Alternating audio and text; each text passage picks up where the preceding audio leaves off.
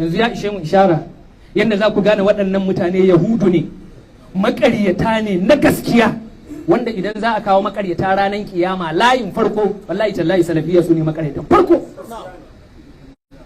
Suna girmama gawa, su yi ta rike makara, suna kaza yaya kuka ga da wani bardan su ya mutu yadda suke kokuwa da gawansa, ranan kuma zikiri a bayyane ya zama sunna. La ilaha illallah. Lokacin da ya ga halaka a cikin ruwa, ta Fir'auna ne lokacin da ya ga halaka a cikin ruwa, ba za ta yi amfani ba. A lokacin ne suka san la'ila, ana kokowa da gawa, ana shafa gawa, ana kaza, sabila da tsaban annukumu da makirci sai suka ce sufaye ne suka shigo cikinsu suka je gaban gawan suke wannan abu. Yaya ra'ayi sufi ya sami isa zuciyar wannan gawan? Ga kuduban kungiya suna gefe, ga akawunta yana gefe, bayan an binne ta kuma aka tsaya aka yi addu'a. Yanzu haka ana zaman makoki, yanzu haka ana zaman makoki. Yaquluna bi alsinatihim ma laysa fi qulubihim, abinda yake kan harcen su daban, abinda yake cikin zuciyarsu daban. Bismillahi wassalatu wassalamu ala rasulillah wa ala alihi wa sahbihi wa man wala. Yan uwa, assalamu alaikum wa rahmatullahi wa barakatuh. A gurguje ina so in amfani da dama na wannan lokaci, in amfani da shi wajen dan tambihi game da abin da ya shafi makara da ake ta yawo da shi, ko in ce bidiyo makara da ake ta yawo da shi bayan rasuwan Sheikh Malam Abubakar Giro rahmatullahi alai. Ana yadawa ana cewa gagawan Sheikh Malam Abubakar Giro har ya zama hujja wajen yan bid'a, wajen kariya ga aqidar su da kuma gatse da kuma izilanci ga ahlus sunna. So abin da nake so na yi tambihi akai, wannan bidiyo da ake ta yadawa, za ku ga bidiyo biyu ne a cikin wannan clips din. Akwai ɗaya a sama, akwai ɗaya a ƙasa. Za ka ga wanda aka sa wa cancel din ita tafi yawo, ko sacin kai za ka ga, ko sacin jana'izar Sheikh Malam Abubakar Giro kai, za ka ga wannan bidiyon ake nuna maka. Sannan wannan bidiyon galibi mu kanmu mun yi amfani da shi a matsayin ita ce gawar Sheikh Malam Abubakar Giro, amma hakikanin gaskiya ba ita bace, domin lokacin abin da ya faru an dimauce.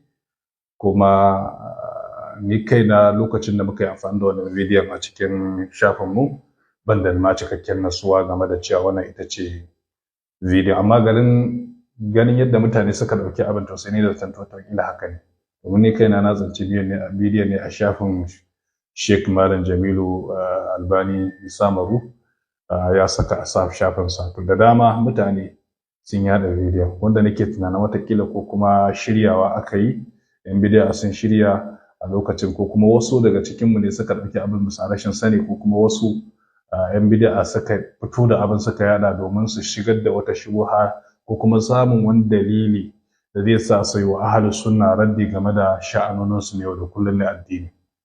To shine a bidiyon za ku ji ana ihu la ilaha illallah, la ilaha, irin da yadda yan bid'a suke in za su kai malaman su magabata idan sun rasu. To ko sacin kai a Facebook ko YouTube ko WhatsApp ko TikTok, za ka ga wannan bidiyon shi ake nuna, saboda a lokacin shi ya bayyana.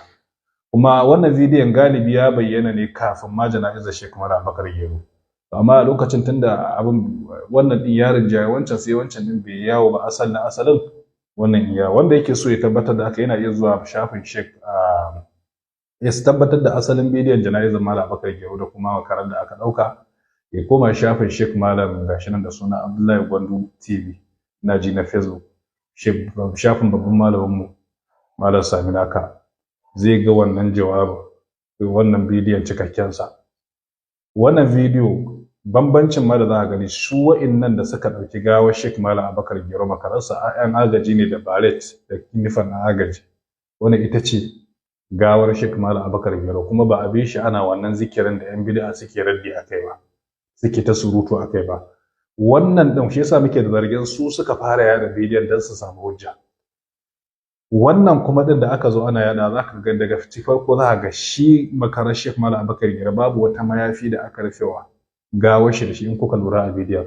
Iya da kafani ne sai makarar da aka ɗauka daban da wancan akwai wani mayafi da aka rufe gawar da ita, wani ja, shi kuma wannan ta Malam Abubakar Gero babu wannan mayafin, kaga akwai bambanci. Sannan bambancin location, inda aka ɗauki gawar Malam Abubakar Gero da aka ɗauki wancan bidiyon inda aka yi kasa, za ga akwai bambanci, da mutanen da ke bidiyon da kuma mutanen da ke wancan bidiyon akwai bambanci. Kaga kenan ba gawar Sheikh Malam Abubakar Gero ba ne. Mutane a ji tsoron Allah. Sannan idan ka duba clear din bidiyon, ya nuna wancan bidiyon da aka ɗauko ana la ilaha illallah ta tsohon bidiyo ne. Wani ne ya je downloading nata a wani guri don ya haifar da masifa, walau ya sani ko bai sani ba, ga ta nan dai ita ake yadawa. Ba nan kuma sai dan a samu hujja a kanmu. Wannan yana daga cikin shubuhar da aka kawo wanda ya kamata dole a fito a yi magana, saboda ana so a yi amfani da jahilai. Shi dan bid'a dama ko da yaushe ba hujja yake nema ba, shi so yake wai shi ya kafa hujja na zuwa wuta da wani. Mana shi ba zai taɓa yadda ya nemo hujja na yin bid'arsa cikin Qur'ani da hadisi ba, a'a sai ya duba abin da kai ita to kai ma kai, ko da kuwa ba kai baka kira zamiya ne ma yasa kai to shikenan sai maka ilzami da ita, tunda kai shi ma hujja ne. Kaga wannan shirme ne, jahilci ne. Domin shi addini ba a gina shi da cewa wane yayi, ana gina addini da abin da ya tabbata Alqur'ani da Sunna. Ko da ku wannan da yake yin ya riga ya hana ka, idan na zo na hana ka aikata sabo dan kaga ina yi, ba shi ke nuna cewa sabon ka ya halatta kai ba. Dan na hana ka yin bid'a sai ka gani na yi bid'a, ba shi ke nuna bid'a ka ta halatta ba. Saboda haka mutane su yi nazari, wannan ba hujja bane da zai sa ku wawantar da waku ga tunanin jahilai, ko kuma ai wani abu makamancin wannan, abubuwa makamancin wanda aka saba yi ta wauta da jahilci da sauran abubuwa makamancin wannan da kuma san rai. To idan muka duba wannan babin, to kaga barin yin shiru kan wannan abin zai haifar da barna da kuma wato ainihin wannan mu ba wanda muke girmamawa sama da Annabi sallallahu alaihi wasallam, babu wanda ya kai Annabi girma da sauran. Sanan tabarruki, maganar tabarruki a bidiyon za ka ga akwai wancan, za ka ga ana la ilaha illa ana raka gawan, wannan na riga na yi magana ba ita ce gawar Sheikh Malam Abubakar Gero ba. Wannan kuma ta Sheikh Malam Abubakar Gero, wasu sun duduba suna ganin yan agaji na ta rikewa, ana ta kokuwa, kowa su rike sai ya rike. Wannan wasu suna magana game da tabarruki ne ko menene, ya danganta da niyyar abin da yan agaji suka yi.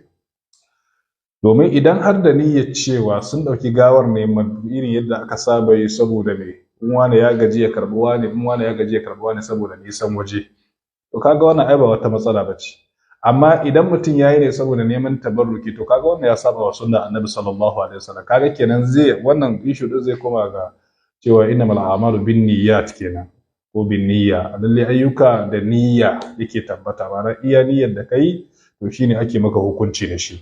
Da haka abin da ya faru a bidiyon na wata magana ko tabarruki, ko da ma misali an yi, baya daga cikin karantarwar Malam Abubakar Gero. In kuma ka lizimta mana cewa tunda an yi masa mabiya sun zo sun yi ko na makamancin wannan, to shikenan abubuwan da ake wa Shehu Dan Fodiyo shi ma zaka iya lizimta masa kenan, tunda bai karantar da haka ba.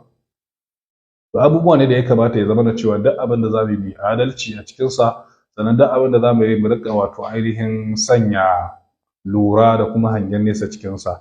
Domin yan bid'a na ga suna ɗaukan wannan ya zama hujja cikin abubuwan da suke so su kafa wa ahlus sunna hujja game da cewa yo ai ko ma kun yi, mu ma tunda kun yi to mu ma hujja ne. Kaga wannan jahilci ne. Addini baya kafuwa, ba a yin addini da ganin cewa wani yayi. Ko Shehu Tijjani ma cewa yayi za su mai itum anni shay'an wa fazinuhu bi mizan ash-shar'i. Shi kan Shehu Tijjani ubangayyan ma cewa duk abin da kuka ji a gare ni to ku auna shi da mizani da shari'a. To bare kuma a ce wani ne yayi kai kana tunanin cewa kai hujja ne, kai kuma ba hujjar, dan kaga wani ya zo sai ka ce ya zama hujja. Bare ma ba a yin ba, ba wanda ya tafi makabarta yana ambatan Allah a jana'izar Malam Abubakar Gero kamar yadda ake gani. Wancan daban, wancan ne su suka ɗauko shi don su yada, don kuma su zo su kafa hujja wa ahlus sunna, su wawantar da tunanin mabiyansu. Har gobe duk abin da yake bid'a ce ko haram ne, ba yadda za a yi mata kuskure ma ta zama halal. Saboda haka ba yana nufin kuma cewa ahlus sunna dan sun yaki wani abin na bid'a ko kuma suna kawar da bid'a suna kokarin kafa sunna ba, yana nufin cewa su ba za su yi kuskure ba. Ana iya samun kuskure ko kuma sabanin fahimta ko kuma abin da ya shafi zamiya, duk wannan yana iya faruwa, amma wannan ba shi ke hukunta su a matsayin su nawa a ce in bid'a bane. Sai dai a cewa an dai samu kuskure din, Allah subhanahu wataala ya yafe musu, tunda ba kira suke yi ga abin da ake yi ba. Misali kaddara an je makabarta da gawar Sheikh Malam Abubakar Gero ana zikiri, to tunda har misali an kaddara wasu sun yi, to in dai har ba da'awa sa bane kuma bai taba kira a yi ba, to kaga wannan ba za a lizamta masa ko ba zai zama hujja wajen mutane su ci gaba da yi ba. Kuma dole in dai an ga irin wannan a fito a yi inkari kuma a nuna wa jama'a gaskiyan abin da yake na hakikanin karantarwar sunna annabi Muhammad sallallahu alaihi wa alihi wa sallama. Saboda haka wannan abin da ya faru muna kira zuwa ga mutane a yi takatsantsan, kuma da abin da zai faru mu kokari mu zuka zurfafa bincike kafin mu rika yada, saboda faruwar irin wayannan abubuwa da yan bid'a za su dauka su mai da shi ya zama wato ainihin hujja wajen yaƙar sunna annabi sallallahu alaihi wa alihi wa sallama. Allah muke roƙo ya gafarta wa babban malamin mu Sheikh Abubakar Gero, ya masa rahama, ya jibanci bayansa, ya kuma kyautata namu bayan nasa. Allah subhanahu wa ta'ala muke roƙo ya gafarta wa sauran malaman sunna baki ɗaya. Saboda haka ahlus sunna mu da suke musamman yan izala da ake wasu abubuwa, in dai har ana yi dan tabarruki ne, to ya kamata gaskiya ku ƙara gane manhajin da kuke kai ba manhaji ne bane ta hayaniya ko kuma manhaji bane ta koyi da yan bid'a. Babu wannan. Da haka in mutum ya rasu babu wani mutum magana a ta kowa sai ya taɓa makararsa, wannan ya saba wa sunna annabi sallallahu alaihi wasallam, wai don neman tabarruki. Abin da yake bukata addu'a ne. Shi kanshi ba mu da tabbacin ya tsira ko bai tsira ba, sai dai fatan Allah ta'ala muke roƙo ya karbi ayyukan sana alkhairi ya sa kuma ya tsira. Wannan shine wallahu ta'ala alam.